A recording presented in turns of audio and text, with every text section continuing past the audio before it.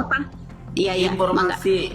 Informasi yang ibu dapat, AF ini berada di lokasi eksekusi atau berada di lokasi sebagaimana kesaksian dia yang di jalan cuma melihat.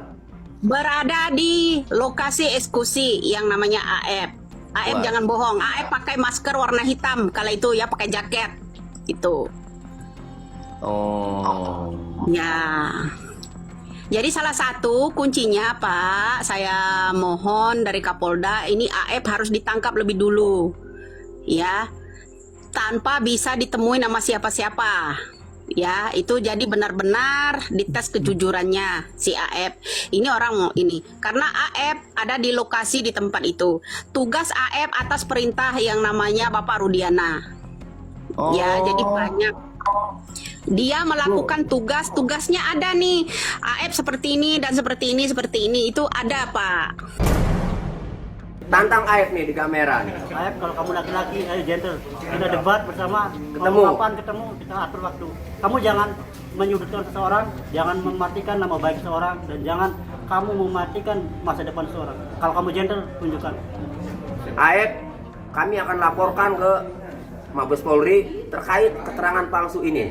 Karena faktanya sudah penetapan tersangkanya sudah dinyatakan batal. Sehingga keterangan-keterangan yang tertuang ya itu laporan palsu ya, terutama yang melaporkan ini awalnya ya, kalau memang melaporkan adanya Peggy, yang dimaksud adalah Peggy ini ya, gitu. Yang namanya Peggy, sama Peggy tahu aja, Tahu aja. sama Peggy. Tahu.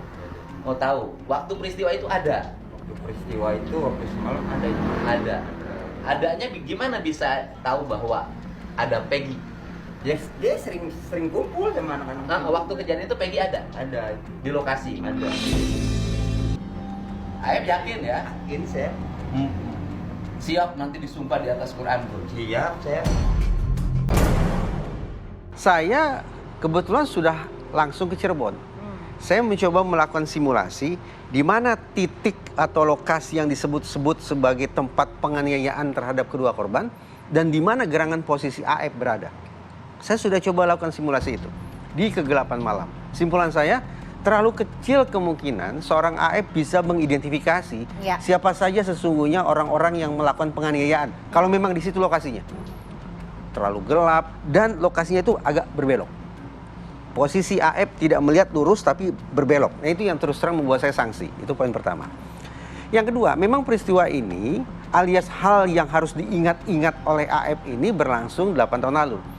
Tapi belum lama, beberapa pekan silam kan AF sudah muncul di publik. Sudah menyampaikan pernyataan di media. Dan dia menegaskan bagaimana dia melihat penganiayaan itu. Dan dia melihat siapa yang melakukan penganiayaan itu. Jadi menurut saya, walaupun peristiwa sudah berlangsung lama, tapi ternyata AF tetap hingga hari ini bersikukuh bahwa keterangan dia akurat, keterangan dia lengkap. Yang dari sudut pandang psikologi forensik itu justru sangat-sangat meragukan. Nah, tapi kalau misalnya kita lihat dari sisi AF-nya sendiri, untuk apa dia berbohong begitu? Nah, alhasil muncul pertanyaan, kalau yang disampaikan oleh AF ini merupakan keterangan palsu atau false confession, sumber false confession itu dari mana? Apakah dari dirinya sendiri?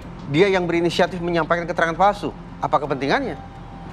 Muncul kemungkinan kedua, jangan-jangan false confession-nya datang karena pengaruh dari pihak eksternal. Baik pengaruh itu sifatnya intimidasi, paksaan, tekanan, suatu hal yang menakutkan, atau mungkin juga berupa iming-iming, sesuatu yang bisa melenakan, menyenangkan AF. Tak disangka, AF terciduk berada di lokasi saat terjadi eksekusi Vina Cirebon. Usai Peggy Setiawan dibebaskan, AF adalah sosok yang diduga kuat adalah pelaku yang sebenarnya dan berada di TKP. Lagi-lagi keberadaan AF terbongkar akibat kesaksiannya sendiri yang disampaikan ke publik. AF banyak berbicara di media bahwa dirinya melihat jelas kejadian saat Vina dieksekusi. AF mengatakan kalau dirinya melihat saat Vina dikeroyok dari jarak 100 meter dan melihat jelas semua wajah pelaku. Tentu hal ini tidak masuk akal. Pakar forensik Reza Indragiri pun akhirnya melakukan pembuktian atas kesaksian AF. Reza datang ke Cirebon, ke tempat Vina dieksekusi, dan melihat dari jarak 100 meter. Alhasil, Reza pun tak bisa melihat dengan jelas tempat tersebut, sehingga kesaksian Aep dinilai bohong. Maka dari itu, Aep diyakini terbukti berada di TKP saat Vina dianiaya. Bu, berarti kalau di jembatan layang itu ada CCTV, berarti ketahuan dong siapa yang membuang mayat ya? Ketahuan kalau ini, Wah. makanya Kapolda Jawa Barat kita minta itu CCTV itu diminta Pak, ya diminta. Ya jangan menghilangkan, artinya kepemimpinan 2016 lalu dari Kapoldanya menghilangkan barang bukti. Seperti itu. Jadi kiri kanan ini jauh dari 100 meter lebih ya Pak. Ya seperti kata Aep itu ya.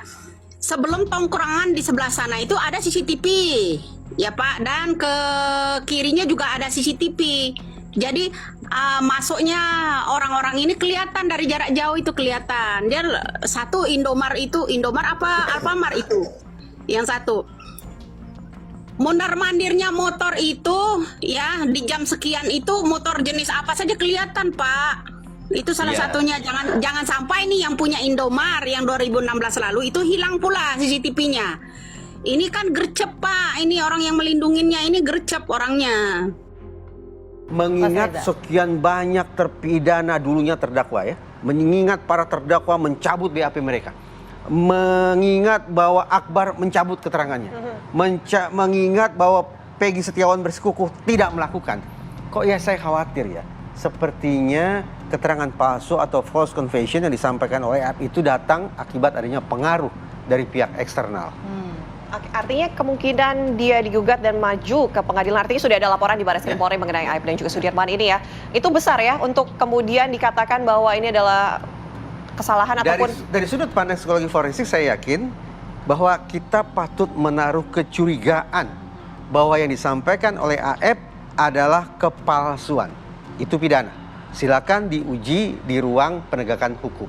Oke, ini kan kita melihatnya Aep memberi keterangan palsu begitu.